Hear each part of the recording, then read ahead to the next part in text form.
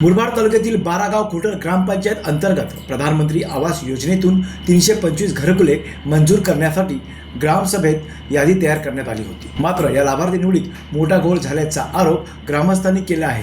ज्यांच्याकडे आधीच पक्की घरे आहेत अशा धनदांडग्यांची नावे यादीत घेण्यात आली आहेत, तर ज्यांच्याकडे स्वतःचे घर नाही आणि जे खऱ्या अर्थाने गरजू आहेत अशा गरीब कुटुंबांना सर्वेक्षणातून वगळण्यात आल्याचा संतापजनक प्रकार उघडकीस आला आहे। ग्रामस्थांच्या मते घरकुलासाठी करण्यात आलेले सर्वेक्षण हे सरपंच, उपसरपंच, सदस्य, ऑपरेटर आणि रोजगार सेवक यांनी केवळ आपल्या नातेवाईकांसाठी आणि मर्जीतील लोकांसाठीच केले आहे।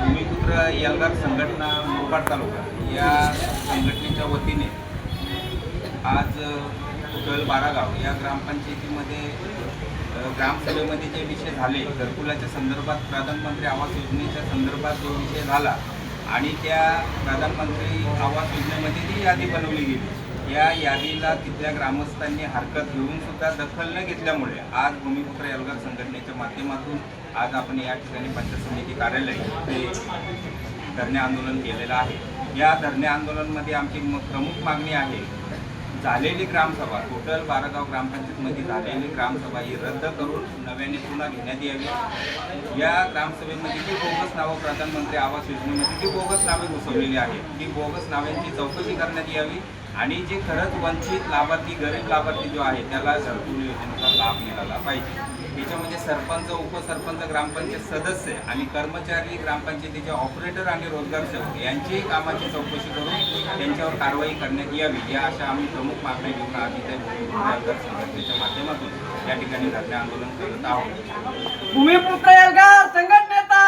विजय असो। विनय जाधव आगे बढ़ो, हम तुम्हारे साथ हैं। घरकुल आमच्या हक्काचा नाही, कुणाच्या बापाचा। अरे कोण म्हणतो देणार नाही, घेतल्याशिवाय राहणार नाही। दिनांक 18 ऑगस्ट रोजी झालेल्या बोगस ग्रामसभेच्या विरोधात ग्रामस्थांनी भूमिपुत्र एल्गार संघटनेचे ठाणे जिल्हा सरचिटणीस दिनेश जाधव यांची भेट घेऊन सर्व प्रकार कथन केला। त्यानंतर भूमिपुत्र एल्गार संघटनेच्या वतीने पंचायत समिती मुरबाड येथे ग्रामपंचायतीच्या विरोधात धरणे आंदोलन देखील करण्यात आले। या प्रकरणी गटविकास अधिकाऱ्यांनी तात्काळ दखल घेऊन संबंधित अधिकाऱ्यांना फेरस्थळ पाहणीचे आदेश द्यावेत।